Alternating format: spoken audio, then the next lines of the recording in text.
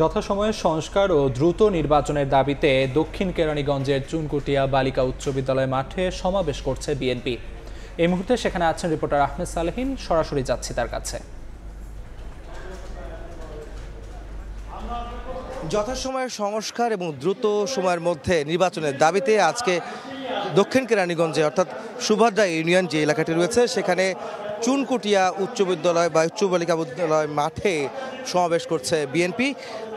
দক্ষিণ কেরানীগঞ্জে বিএনপি যারা রয়েছেন তারা এই সমাবেশটি করছেন, যেখানে বিএনপির স্থায়ী কমিটির দুজন সদস্য থাকবেন এই অনুষ্ঠানে। প্রধান অতিথি হিসাবে বিএনপির স্থায়ী কমিটির সদস্য গয়েশ্বর চন্দ্র রায়, তিনি বক্তব্য রাখবেন। একই সঙ্গে বক্তব্য রাখবেন বিএনপির স্থায়ী কমিটির আরেকজন সদস্য সালাউদ্দিন আহমদ।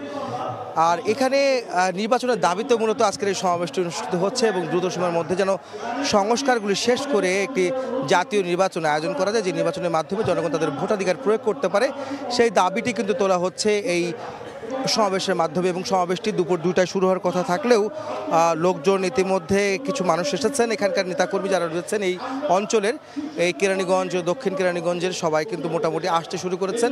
কিছুক্ষণের মধ্যে এখানকার যারা অতিথি রয়েছেন তারা কিন্তু ভিতরে প্রবেশ করবেন বলে আমরা জানতে পেরেছি। আর এখানকার যে অনুষ্ঠানের যে সভাপতি রয়েছেন আজকের সমাবেশের, ঢাকা জেলা বিএনপির সভাপতি সাধারণ সম্পাদক নিপুণ রায় চৌধুরী, অ্যাডভোকেট নিপুণ রায় চৌধুরী, তিনি কিন্তু উপস্থিত রয়েছেন, আজকে এই অনুষ্ঠানের সভাপতিত্ব করছেন। আমরা একটু জানতে চাইবো নিপুণ রায়, আপনাকে জানতে চাইবো সেটি হচ্ছে যে আজকে কেন সমাবেশটি কেন করছেন, আপনার ছোট করে একটু বলবেন। ধন্যবাদ আপনাকে। আপনারা সকলে জানেন বাংলাদেশ জাতীয়তাবাদী দল দীর্ঘ 17 বছর ধরে লড়াই করছে, সংগ্রাম করছে, নির্যাতন স্বীকার করেছে বাংলাদেশের মানুষের ভোটের অধিকার প্রতিষ্ঠা করার জন্য।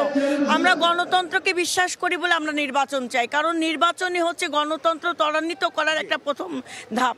তার জন্য আমরা সংস্কার এবং যথাসময়ে সংস্কার এবং দ্রুত নির্বাচনের দাবিতে আজকের এই সমাবেশ।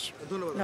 শুনছিলেন যে দ্রুত সংস্কার এবং দ্রুত নির্বাচন দাবিতে আজকের সমাবেশটি করছে এবং জনগণের যে দাবি এবং বিএনপি সহ রাজনৈতিক দলের যে দাবিগুলি রয়েছে সেই দাবি অনুযায়ী তারা নির্বাচনটা দাবি করছেন এবং এই সমাবেশে তারই প্রতিফলন ঘটছে আজকের এই সমাবেশের মাধ্যমে। তো এই ছিল আমার কাছে ঢাকা দক্ষিণ কেরানীগঞ্জের চুনকুটিয়া বালিকা উচ্চ বিদ্যালয় মাঠে যে বিএনপির সমাবেশ তার সবশেষ খবর। দক্ষিণ কেরানীগঞ্জ থেকে বিএনপির সমাবেশের সবশেষ তথ্য জানাচ্ছিলেন সহকর্মী আহমেদ সালেহিন।